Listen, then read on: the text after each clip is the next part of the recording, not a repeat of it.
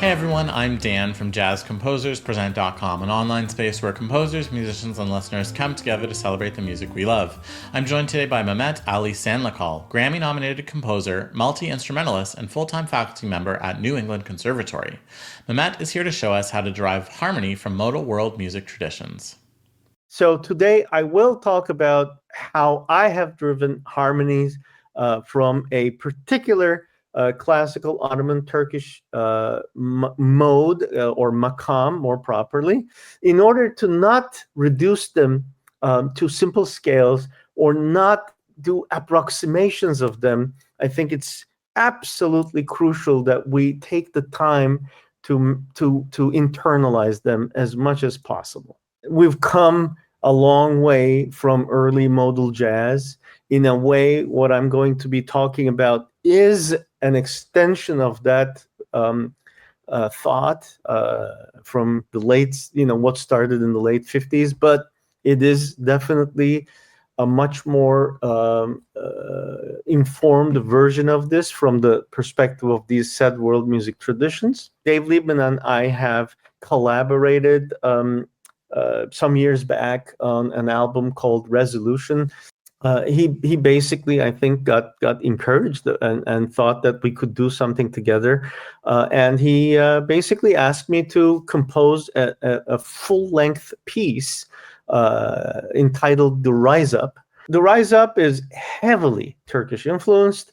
And I think the movement that we're going to look at is where this influence has been taken maybe even to the extreme in terms of the depth of what I've done with the modes and how I derive the harmonies from it and so on and so forth. Today, I'm going to be focusing on the section number 7. It's entitled A Confrontation in Anatolia. The makam, which I have focused on, is a very interesting one. It's called Saba. The tonic note is E. If you think vertically, like a Western perspective, you tend to expect the dominant to be on the 5th degree. But classical Turkish music, like many other world music traditions, is actually more a horizontal world music tradition, or at least it places more emphasis on horizontal dominance and tonics and so on and so forth. So for that reason, melodic behavior takes more prominence, and so the dominant degree is the 3rd. In this world, in the Turkish music makam world, it won't help you if you think in 7 notes. In fact, in this tradition, it's wrong to think about scales of 7 pitches. It's more important to think about them in trichords, tetrachords, pentachords, and so on and so forth. So the way I try to help in showing that in this slide is, if you see underneath the tonic, we have a trichord, but the C sharp implies an A underneath. That's why I put that in parentheses. And then above the tonic, in this particular makam, we have another trichord, okay? And then on top of that, we have a 4th, a tetrachord, and then another trichord as an extension of that. And so we have, as you can see, the main trichord is number 1. And then number 2 is the 2nd tetrachord, and then the 3rd trichord is 3, and then the lower extension I just labeled as extension. One last word before we listen to this makam. The sharps that are written, the C sharp and the F sharp, are slightly flat, but they're not as flat as quarter tones. And this is a characteristic of Turkish makam. The A flat, however, it is going to be almost a quarter tone sharp, but then the E flat up at the very top is not going to be as quarter tone sharp. And in fact, on the way down, when descending, it can be a full flat, okay?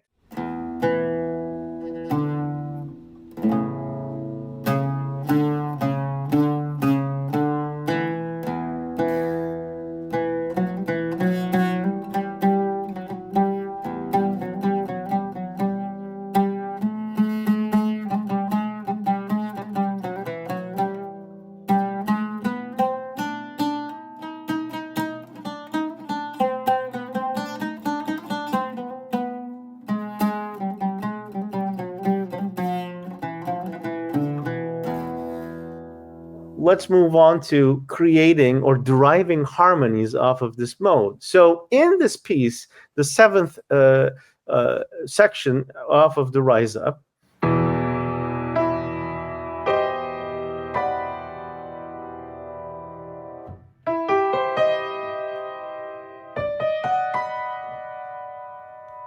so as I was driving this texture, I first of all thought that, well, the F sharp is never, super flat in this makam. So I can safely put it higher in register than where we play it in the melody, which is definitely flatter.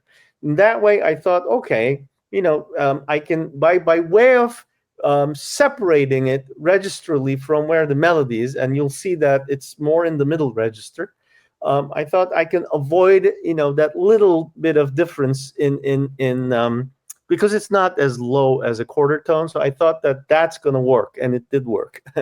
And then first of all, in all of these chords that we're going to look at, you'll see that I consistently avoided the A flat. That's because that A flat is again always intoned a quarter tone sharp, so it was important to avoid that. So even though I avoided that, I still was able to use triadic upper structures and create lots of tension in the first chord, and that first chord is all over this score. That's the one that I use the most.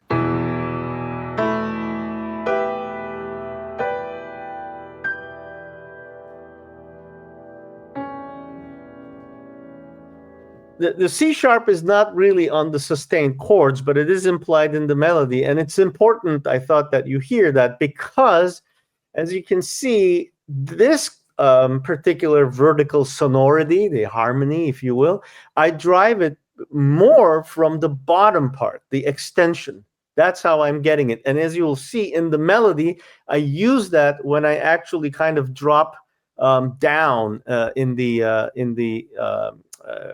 melody line.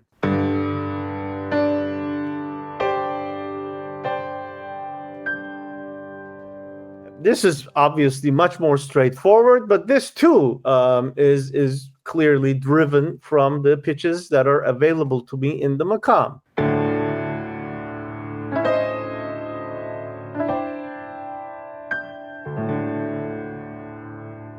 Now this one starts with the C sharp in the bottom, then moves to that D pretty quickly within the chord, and so that's why I demonstrated that. And then final chord.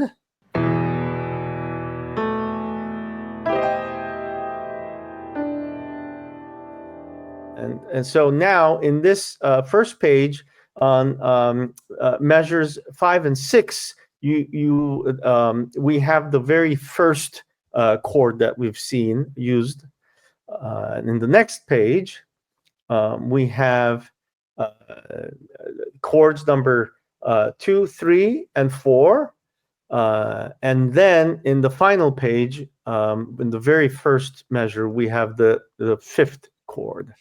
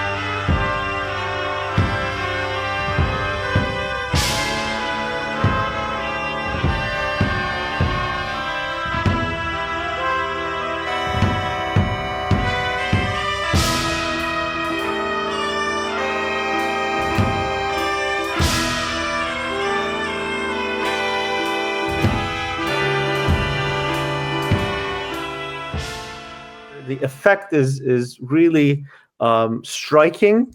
In my opinion, it really reflects the dual character of this makam, and I hope that this will be helpful for you when thinking about modality and how to specifically modalities from different world music traditions and how to bring that into jazz.